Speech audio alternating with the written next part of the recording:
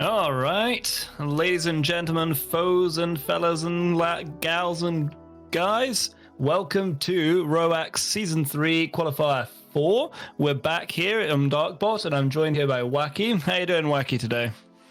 I'm doing fantastic, thank you very much. I am glad I got all the numbers right in that present intro, because sometimes you go Season 3 Qualifier, but it is definitely fourth one, and we've had quite an interesting bracket leading to a heated top 8, which we are now going to commentate together. How do you feel about the top 8 today?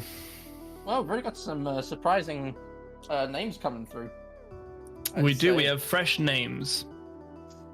Very interested to see where they go. Obviously, we've got Louis and my brain has gone dead. Ace J, and also RMD is making an appearance. So go Olympia Clan. We'll see how that fares out, and I get to check out somebody else's gameplay because I think he and I are probably the only two who regularly Olympia.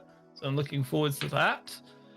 And yeah, it looks like we get to find out whether Burnign does keep a full sweep or not, because he's in pole position. I'm imagining that that's going to be the first game which we're going to cover, which is going to be Burnign versus Borb. Yes, indeed. I believe this is one we covered in the last one, right?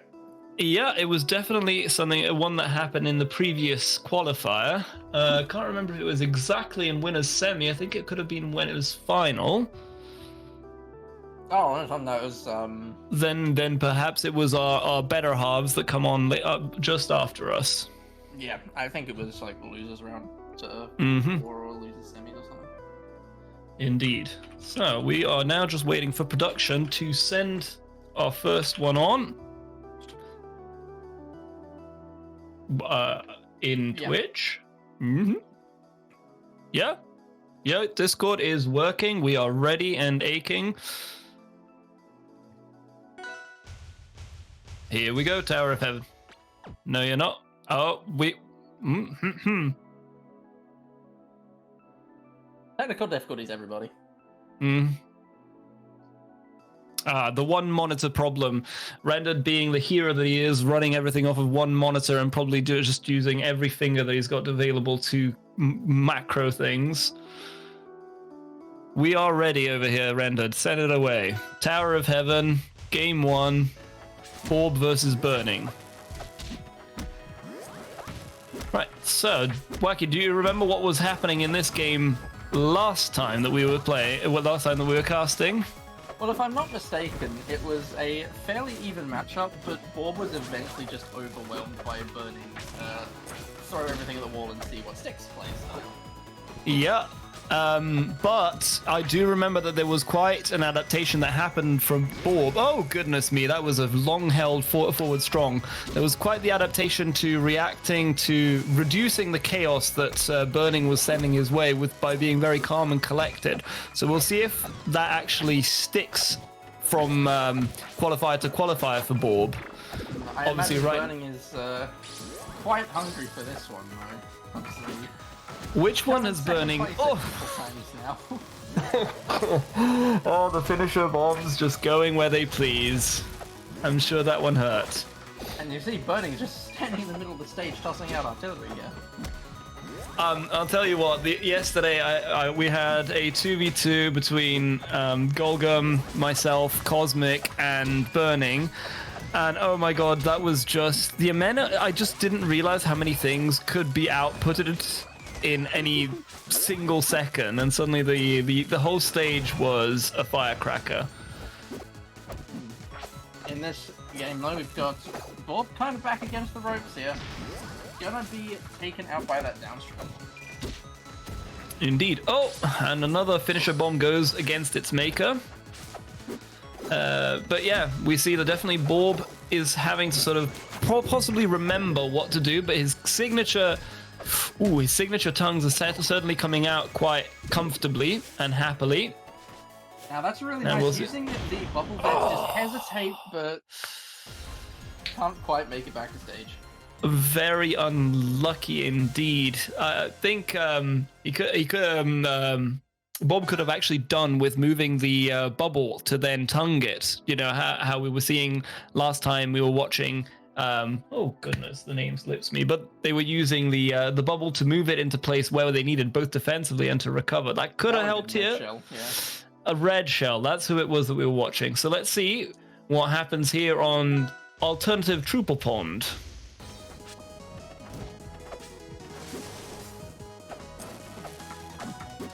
By opening up strong, it seems that Borb does not want to actually give too much space to Burning, which is probably the right move, because the more time you're away from Burning, the more Burning will put out explosives. But at the same time, Burning's very happy to go toe-to-toe with anyone on a in neutral. So we'll have to see what happens here.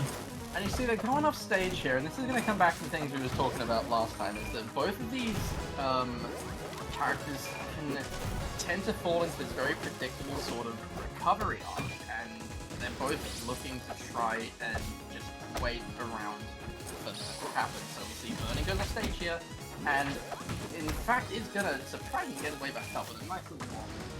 Mm-hmm. Yep. Indeed, that's what we're seeing right now. Although I have noticed that, that was a great up strong that actually finished off Borb there, putting Burnings in the advantage. Although not by much. Now, right now, he's just inching forwards. Great parries.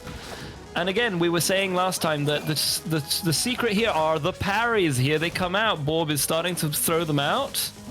Yeah, playing back a bit, trying to be a bit more safe, but right now Burning does not really mind. He's just looking to build up his percent.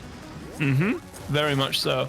Because right now it's quite comfortable. Anything, any chip, any trade goes in Burning's favor right now. And we can see, actually, one thing that we haven't seen the need for Burning to do most of the time, because a finisher bomb seems to be what finishes anyone here most of the time, is the fact that essentially at the cost of percent, nice clear up there, although still 100, almost 100% down already. Burning can use his various bombs during the recovery to essentially make it infinite at the cost of extra percent. Oof. That was an unexpected off the top one there. Yeah, unfortunately we are on Pridemore / Triple, so these top blasting kills come out of nowhere. Exactly. And now Borb back against the wall again. Ooh, we tried tried something to get Burning off the stage. In fact, I think that was the good old spike attempt. Moth is quite tenacious, as it turns out. Borb still trying to find something. That down strong is going to get it, and we're down to the last stop. Exactly, just the parry that was needed, and hopefully now, playing a little bit carefully, we can actually make up some ground. But again, the stage is filled with hazards, just the way Burning likes it. And that means that... not finding a way in here. He's going to get the Moth off stage, but he's going dangerously low himself. These upstrongs you have to be so careful of. They can take you so high on this stage. Indeed. Now, one thing that I actually want to commend, I can see that the difference from possibly the last matches is Burning. Oh, goodness. Oh, okay. Borb's hesitating. He's trying to get around the upstrong. He is going to make it, and this is it. He has to find something here. The percent is getting way too high. Yep. Nice little chain's going to start setting him off stage. A good tongue's going to catch him, but he's not going to find the down strong, and he's going to get spiked off the side. That is very close. Indeed. It was a very close one. Borb was making up the lost ground, but it seems that this one wasn't the one meant to be. So let's see if Game 3 is going to go in Borb's favor, and we'll have a full set on our hands with Burning. It's just going to continue what Burning's doing all along. Sometimes I have to give it to Burning. It feels like there is an element of evil genius in these sort of ploys of how the bombs interact, and I do know that there's been some admission from his part that sometimes it's just pure chaos, but I do believe there is some mastery of this chaos coming through, certainly on occasions. Unfortunately, parry's going to be a bit mistimed, and that's going to send Borb right back off stage once again. And you can see he's being overwhelmed by the bombs, guns, and possibly even the tanks. And one of the things that I'm noticing from Burning is that the bomb placement is now to actually, rather than go straight at the player all the time, it's also quite conscious of blocking certain options that he knows that the opponent is going to use. So right there, he saw that Borb was going to go up on the top ledge, so placed the finisher bomb. Oh, great up strong to clear that one. Place the finisher bomb up there to prevent the actual movement, and then allowing the option to actually go straight in for a solid hit. We can see that much as we talk about Burning Chaos style, I do think that this game he's playing a lot more control. He's got much more of a plan in mind for just about everything he's throwing out. Kind of an odd finisher, but sometimes the odd reversal does happen when we're pressing buttons really quick. Ooh, finisher off the edge like that looks dangerous. Yeah, this offstage Air Armada gameplay is terrifying. Indeed. Staying in it, trying to fish for something there, but that Upstrong's just gonna catch him. Indeed. I think you're right. I must agree with you. Burning is becoming quite terrifying in the accuracy and consistency this time round. Look at those gentle taps, love taps, can we say, to his own finisher bombs that are happening. I don't know if you can say that, but... I mean, it's a pyromaniac moth. It has to have some love for the explosions. Alright, Borb now. Gonna have a bit of ground to make up. Gonna try not to be caught by these spikes. When he's off stage, it's such a risky position because Molo at any time can just follow him off and spike him. And that's My gonna goodness. Set a quick 3-0 from Burning. Burning is definitely in full throttle, heading for a sweep at the moment by the kind of momentum that we've just seen against Borb. That was an impressively quick set. Hopefully Borb will be able to recover in loser's bracket, and who knows, maybe they'll meet again. Wow, what an explosive start, Wacky.